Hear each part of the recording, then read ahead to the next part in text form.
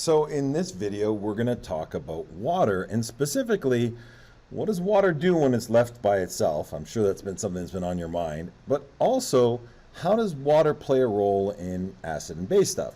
I'm glad I asked myself that leading question, so let's just jump right into this. Let me start you with a super interesting fact.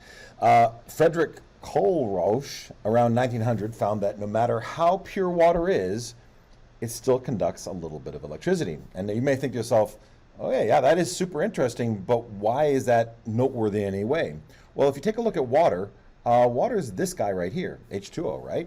And if you take a look at it, it is a polar molecule, but polar molecules don't conduct electricity. In fact, if you think back, what does conduct electricity are ions. So if you pass water through ions, yeah, it can conduct electricity, but this guy, way back in the 1900s, guess he had a lot of time on his hands, he discovered that you can, that might have been a bad discovery, by the way, to discover that all water, no matter how pure it is, still conducts electricity. Now, the water that we have coming out of our taps, let's just make no mistake on it, that is really good water, full of ions that are not part of water.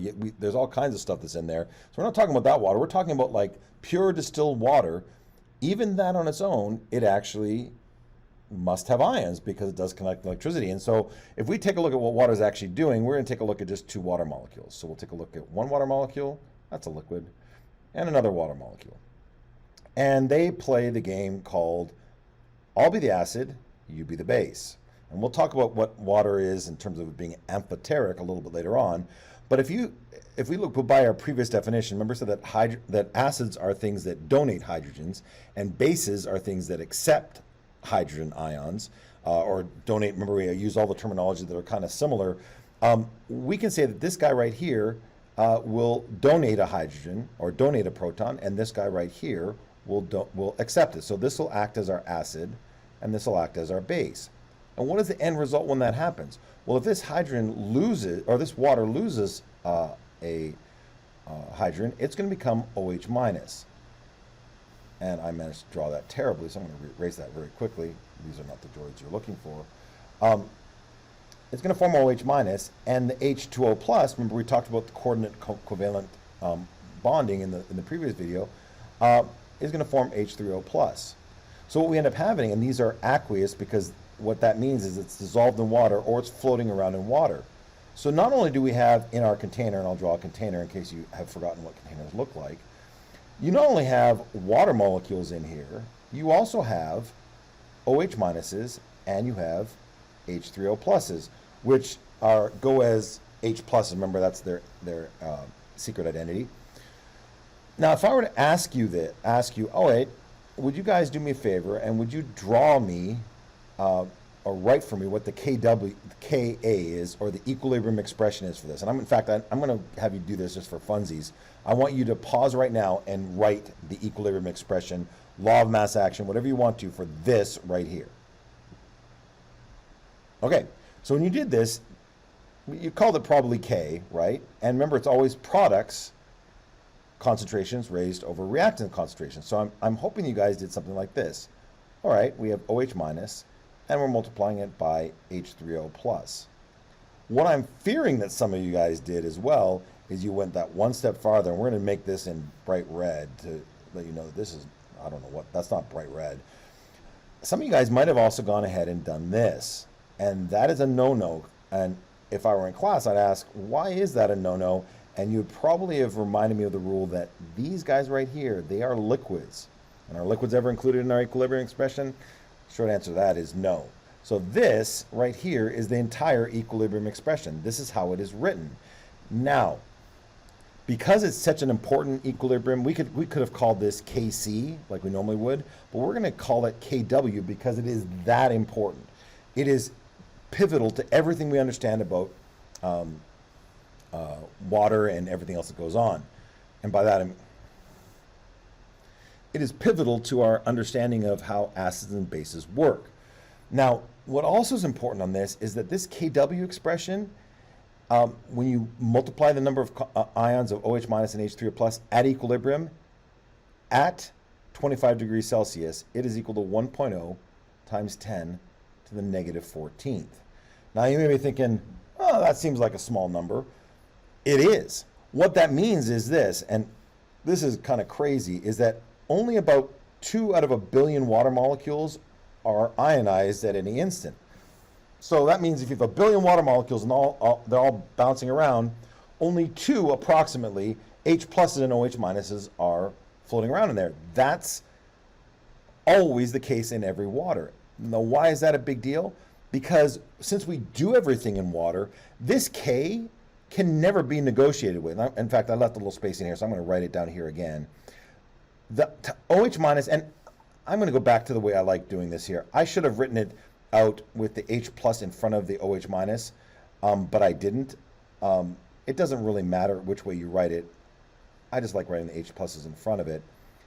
This is always equal to 1.0 times 10 to the negative 14. In fact, you can probably get away with saying 1.00 because that's true. It's actually 1.008, but I've never seen anyone include the 8 in any calculations. That is always true. So no matter what you throw into water, so let's take a look at our water right here. Let's say we throw a really strong acid like HCl in there, which is essentially H pluses and Cl minuses, right? I can throw a ton of H pluses into here, and the K says, you know what? It doesn't matter how many H pluses. When you multiply your H pluses, and by the way, let's remind ourselves that H pluses are the same as H3O pluses, right? The H plus times the OH minus concentration must always equal 1.0 times 10 to the negative 14. So let's think about this for just a second. If I jack up the amount of my H pluses here, in order to keep this value right here of 1.0 times 10 to the negative 14, mustn't my OH minus concentration go down at the exact same rate? So that's kind of a big deal. And one of the things that we note in neutral water, so where we have exactly the same amount of H pluses and OH minus, and by the way, that's a definition of neutrality, having the same amount of H plus and OH minus. If you have more H pluses, you become acidic. If you have more OH minuses, you become basic. But if we're in a neutral solution of water, each of these ions, the hydrogen and the OH, and incidentally, in case you're hearing me say this, and I don't want you to get freaked out by this, this is exactly the same thing, right? So both H plus times OH minus and H3O plus, they're both equal to 1.0 times 10 to the negative 14. Now, that means that each of those ions is equal to 1.0 times 10 to the negative 7 molar. And remember, concentrations are always in molarity. I don't know how much you enjoy working with times 10 to the negative 7, but it is a pain, so we tried to work around it, and we said, well, what if instead of saying the actual really, really tiny number, what if we took negative logs of everything? And so this is the part of this video where those of you that are big fans of logarithms, you're going to really enjoy this. But we decided to say, all right, let's take the negative log of stuff, but we don't want to say negative log over and over again, so we're just going to say p. And what does p mean? P means negative log. So if I take, say, pH, that's the negative log of my H plus concentration. And if we go back to the example right above here where we said that our H plus concentration, as well as our OH minus concentration, by the way, are equal to 1.0 times 10 to the negative 7, we could take the negative log of that and we'd end up with 7. So you may have heard before that a pH of 7 is neutral. That's true. The other thing that's super fun fact is that every time that you go up by 1 in pH, it changes by a factor of 10 the pH. So this is actually a big, big deal because if you go from 7 to 8, that's an exponential jump in how basic you are, or if you go the other way, it's how acidic you are. Now, I'm going to include this here, and the reality is that anytime you put a P in front of anything, so I put a P in front of anything, it means negative log. So if I put a P in front of Ka, that's negative log Ka. P in front of Kb, it's negative log of Kb.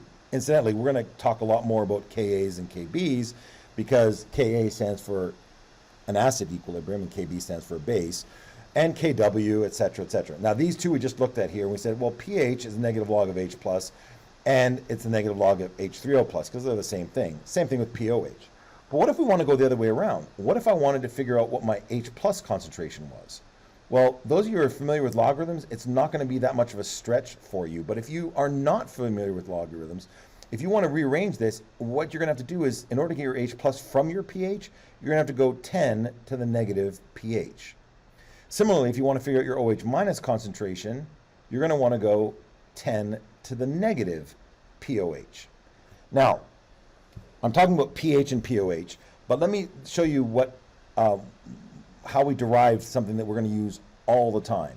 So we go back to our KW expression, right, that we wrote up above, which is our H plus times OH minus, and that's a shame that that H plus looks like an A, so I'm going to erase that.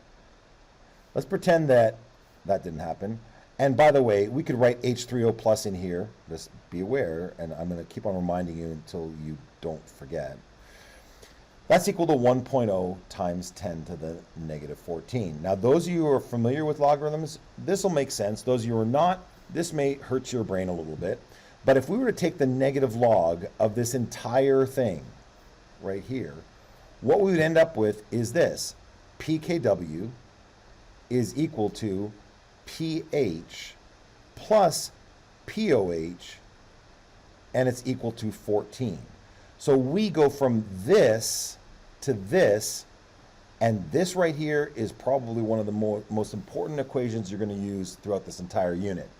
Whenever you know your pH, you can subtract from 14 and get your POH. Now, all of this info is in this tiny little box. I'm including it here because that may be helpful to some of you. This is stuff that we already know. So if we take a look at our H plus times OH minus is equal to 1.0 times 10 to the negative 14. If we want to figure out our H plus or our OH minus, we can use this expression. So given the H plus, we can solve for OH minus and vice versa. pH, if we want to figure out our H plus, is equal to 10 to the negative, or to the negative log of that. And similarly, if you go the other direction, POH is equal to 10 to the negative log of the OH minus concentration. And if you want to go back and forth between pH and POH, we have this. It's just a restating of the things that we looked at above right here. But I would say this, all of the stuff that we've done right here, star it, these conversions, we're going to use them all the time. There's another one that I'm going to introduce to you right now, even though you don't need it right this second. But we know this, KW, which is the K for water, is equal to KA times KB, which then can be used, if we take the PKW, it can be equal to the PKA times the PKB. Now, again, that's just messy like I'll get out. This right here, don't worry about it yet. This right here is another one of the huge expressions that we're going to use to go back and forth between acid and base equations. One last thing here, and I'm going to jump this down to where evidently I didn't write it at all, so I'm going to write it in here on the side. There's a special rule for significant figures when you're dealing with logarithms, and it's this. You count sig figs after the decimal. What that means is this. If I tell you the pH is equal to 9.31 and I ask you how many significant figures that is, we only count the significant figures after the decimal. So this number here has 2 sig figs. And if there's ever a time that the College Board can mess with you with sig figs and cause you to make a mistake, it's dealing with pHs, because if you had something like your pH is 11.35, right? And you look at this and you think that you have 4 significant figures, you actually have 2, right? And so if you were needing to have 4 significant figures, you'd have to add 2 more numbers after here. And you can see how very quickly, if they give you a leeway of about 1 significant figure off before you lose 10%, that you could quickly lose a point because the significant figures only count after the decimal place.